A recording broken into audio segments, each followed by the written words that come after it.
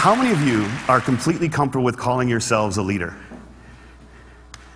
See, I've asked that question all the way across the country, and everywhere I ask it, no matter where, there's always a huge portion of the audience that won't put up their hand. And I've come to realize that we have made leadership into something bigger than us. We made it into something beyond us. We made it about changing the world.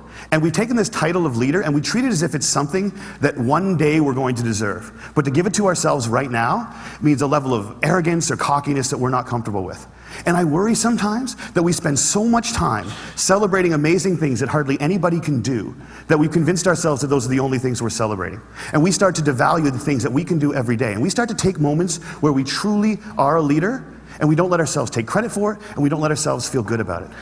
And I've been lucky enough over the last 10 years to work with some amazing people who have helped me redefine leadership in a way that I think has made me happier. And with my short time today, I just want to share with you the one story that is probably most responsible for that redefinition. I went to a school on a little school called Mount Allison University in Sackville, New Brunswick. And on my last day there, a girl came up to me and she said, "I remember the first time that I met you."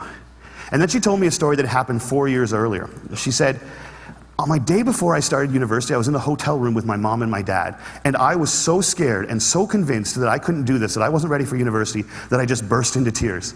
And my mom and my dad were amazing. They were like, 'Look, we know you're scared, but let's just go tomorrow. Let's go to the first day, and if at any point you feel as if you can't do this, that's fine. Just tell us, we will take you home. We love you no matter what.'" And she said, so I went the next day and I was standing in line getting ready for registration, and I looked around and I just knew I couldn't do it. I knew I wasn't ready. I knew I had to quit. And she says, I made that decision, and as soon as I made it, there was this incredible feeling of peace that came over me. And I turned to my mom and my dad to tell them that we needed to go home, and just at that moment, you came out of the Student Union building wearing the stupidest hat I have ever seen in my life. It was awesome. And you had a big sign promoting Shinorama, which is Students Fighting Cystic Fibrosis, a charity I've worked with for years, and you had a bucket full of lollipops. And you were walking along and you were handing the lollipops out to people in line and talking about Shinorama. And all of a sudden, you got to me, and you just stopped, and you stared. It was creepy. This girl right here knows exactly what I'm talking about. And then you looked at the guy next to me, and you smiled, and you reached in your bucket, you pulled out a lollipop, and you held it out to him, and you said, "You need to give a lollipop to the beautiful woman standing next to you." And she said, "I have never seen anyone get more embarrassed faster in my life." He turned beet red, and he wouldn't even look at me, he just kind of held the lollipop out like this. And I felt so bad for this dude that I took the lollipop. And as soon as I did, you got this incredibly severe look on your face, and you looked at my mom and my dad and you said, "Look at that, look at that. First day away from home, and already she's taking candy from a stranger." And she said everybody lost it. 20 feet in every direction, everyone started to howl. And I know this is cheesy, and I don't know why I'm telling you this, but in that moment when everyone was laughing, I knew that I shouldn't quit. I knew that I was where I was supposed to be, and I knew that I was home. And I haven't spoken to you once in the 4 years since that day, but I heard that you were leaving.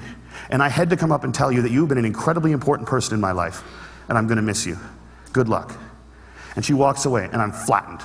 And she gets about 6 feet away, she turns around and smiles and goes, "You should probably know this too. I'm still dating that guy 4 years later." A year and a half after I moved to Toronto, I got an invitation to their wedding. Here's the kicker, I don't remember that. I have no recollection of that moment, and I've searched my memory banks because that is funny, and I should remember doing it, and I don't remember it.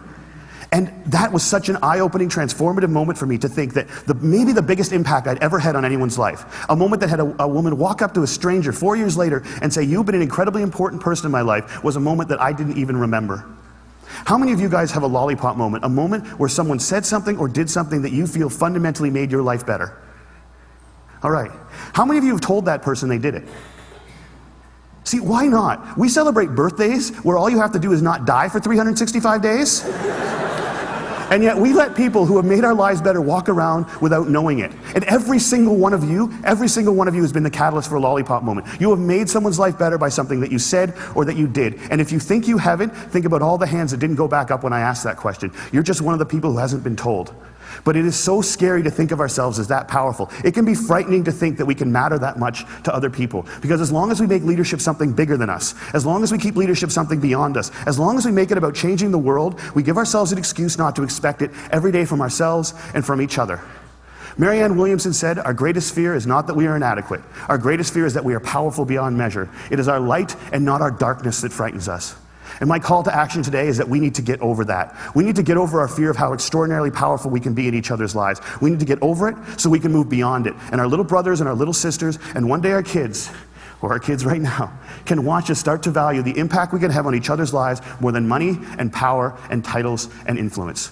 We need to redefine leadership as being about lollipop moments. How many of them we create, how many of them we acknowledge, how many of them we pay forward, and how many of them we say thank you for. Because we've made leadership about changing the world, and there is no world. There's only 6 billion understandings of it. And if you change one person's understanding of it, one person's understanding of what they're capable of, one person's understanding of how much people care about them, one person's understanding of how powerful an agent for change they can be in this world, you've changed the whole thing. And if we can understand leadership like that, I think if we can redefine leadership like that, I think we can change everything. And it's a simple idea, but I don't think it's a small one. And I want to thank you all so much for letting me share it with you today.